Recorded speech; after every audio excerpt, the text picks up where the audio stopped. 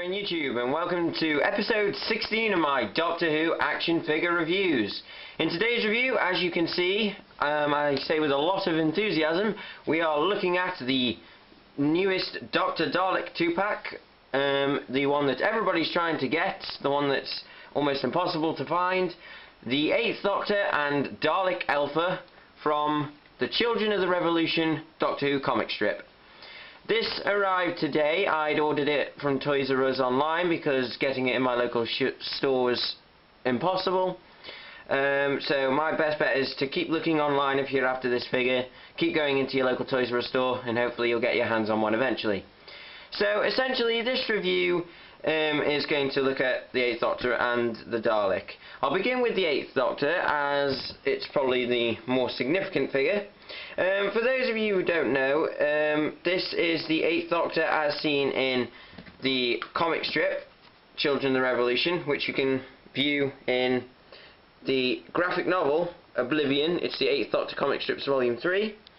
And this is basically his comic book variation of costume. It's exactly the same figure as the movie variant, but it's still very, very nice. This is a really good figure. Articulation is standard. The head can turn. Can't really do a 360 because of his wig. Head is removable, like with the other figure. Mine comes off quite easy. It was like that in the box. Arms can do a 360. Mine are very stiff. Biceps can do a 360. Arms can bend. Legs can go in and out with a T-joint.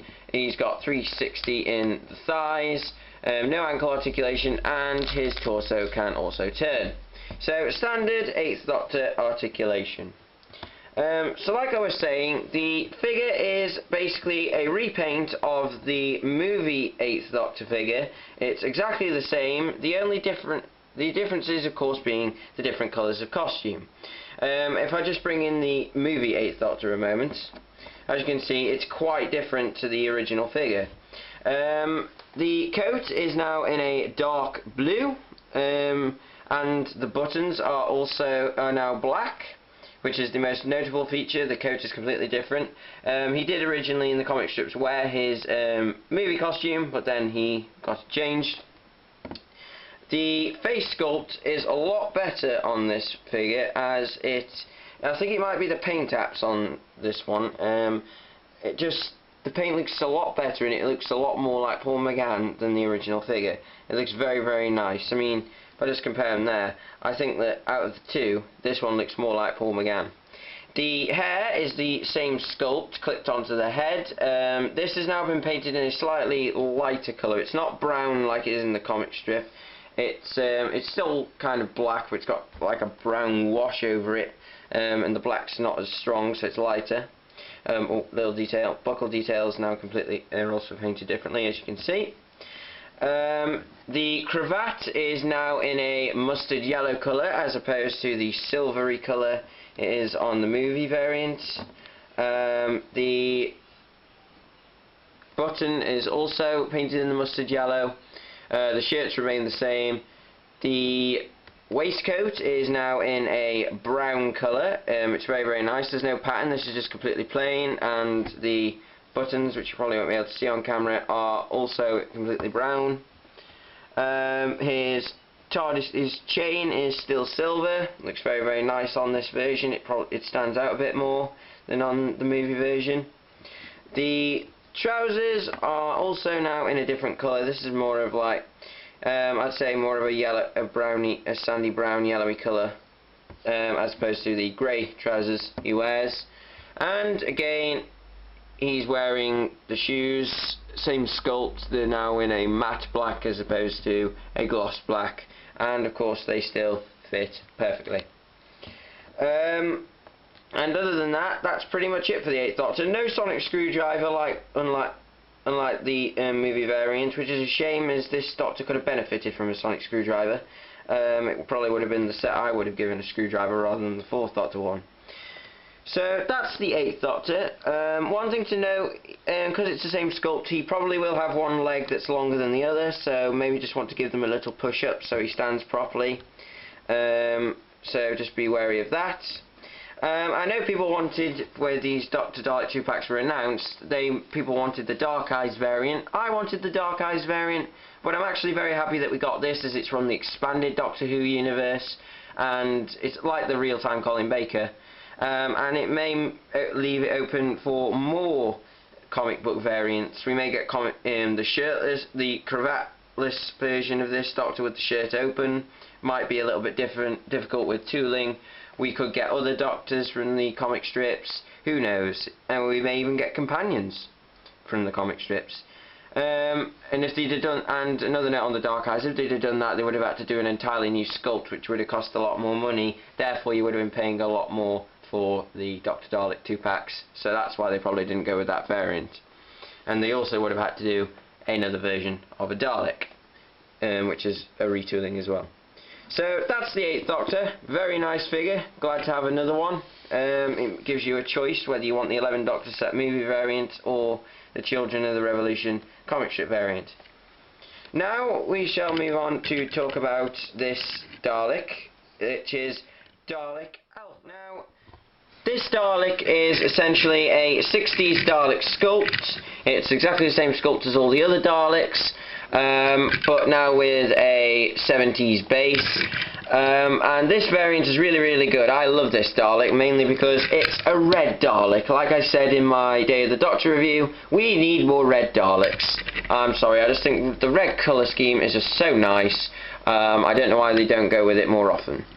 Articulation is the same on all Daleks. It's the 360 head movement. The eye stalk can go up and down. It's a bit stiff, like most of the Wave 3 Dalek variants. Gun and plunger are on a ball joint as well, so they can move, and it's on 3 wheels, so it can go back and forth. And that's basically articulation. So, on to the detail. Now, first a little bit of background. For those of you who don't know who Dalek Alpha is, you might, if you don't want to know this, stop watching the review now. Dalek Alpha in the comic strip is revealed to be one of the experimental Daleks that the second Doctor gave the human factor to in Evil of the Daleks, a 7-part story which sadly no longer exists in its entirety. We have like 1 episode.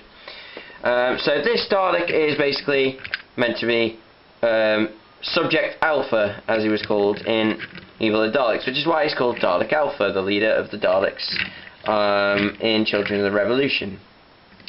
Now, this Dalek is really, really nice. It's got the 60s Dalek Mini Cooper dome lights, as you can see. The eye stalk is not a 60s Dalek one. It's more of a I think it's the Resurrection model and Genesis models that use them. This has now been painted black here with the silver sections there. The discs are in the black. I'm not sure whether it's supposed to have the 60s amount of discs, like 10 discs all close together or not. So if someone can tell me that, please let me know. And the eye stalk has been painted in the standard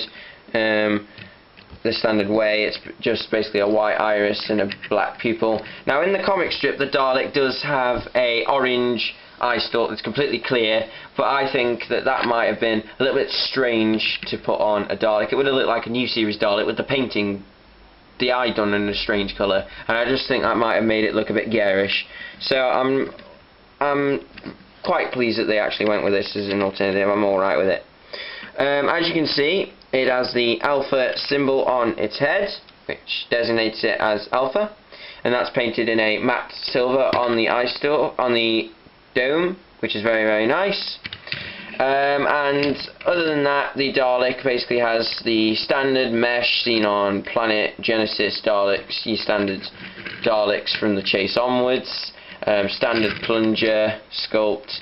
The Dalek gun is a 60s Dalek sculpt. You can tell because it's the normal gun, but it's got the discs on the inside, as you can see, sculpted on. So that's very, very good attention to detail. In the comic, it doesn't have that gun, but I don't mind. It makes it a little bit different, and it is a 60s Dalek, so I think that should have a gun like that. The skirt is a standard skirt. It's a standard Dalek sculpt. The bumpers are in gloss black, which is very, very nice. It reminds me of the Dapol model Dalek they had, which I unfortunately never owned. There's a lot of discrepancy about whether the bumpers should be black or not. Some of them, they look like they're a kind of bluey colour, a blue colour, but I think black's probably the best option. If they'd have painted it blue, it would have been nice, yes, but I prefer the black personally. I think it's a lot stronger. And as I said, the fender, the skirt, the bottom of the skirt is basically the 60s Dalek with the extra bit clipped on that makes a 70s Dalek base, and that's screwed on at the bottom. So that's basically it for the Dalek, and basically it for the review. Very, very nice set indeed. So, final thoughts on this set. It's a very, very nice set. I definitely think it was worth the wait, and it was worth ordering. If you want this, you're going to have to keep checking Toys R Us, you're going to have to keep checking your local store, check online as often as possible, because they may get them in stock all of a sudden, and they'll sell out just as quickly. I ordered mine, and as soon as I did, it was gone. So it's pot luck whether you get one of these if you see them available. They're £20 like all Dr. Dalek 2-packs. You'll get a nice little box, window box, for it to go on with some publicity images on like that there, and some others. So yeah, definitely try to get this figure. I'll post a link in the description to Toys R Us. If you'd like to know more about this figure, feel free to watch other reviews, such as Batman March's review on his blog or on his YouTube channel of these two figures. And that's pretty much it. So thank you for watching this review, guys. My next review will be the 4th Doctor and Genesis Dalek 2-pack, which is another 2-pack I managed to get my hands on. Or if you'd like to see more of my videos, feel free to click on the links that should be appearing now, and feel free to check out my 50th anniversary reviews, which I did a few days ago. I put a lot of work into them, and if you'd like to see how I celebrated Doctor Who's 50th birthday, please click on the link and like and subscribe if you enjoy what you see. So thank you for watching this Doctor Who review, guys, and I shall see you in my next episode.